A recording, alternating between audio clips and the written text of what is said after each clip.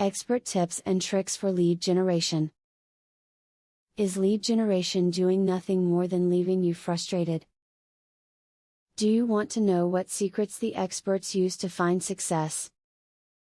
We've pulled the experts and the helpful hints found in this video as those they use in their own strategies. Read on to find out all you can. Avoid opt-out and privacy issues. Ensure that those leads you are generating haven't opted out of receiving offers. It wastes your time and invades their privacy. Set time every week to follow up with potential leads. It usually takes more than one touch point to turn a potential qualified lead into a real hot lead. So after you've made first contact, set time a week or two later to touch base again. It's about frequency here to make this person into a customer. Know your target market. When you understand the specific group that most needs the products or services you offer, you will be able to reach them more efficiently. For example, if you are trying to reach elderly customers, you have a better chance of generating leads if you avoid a skateboard shop. Make time for lead generation every single day.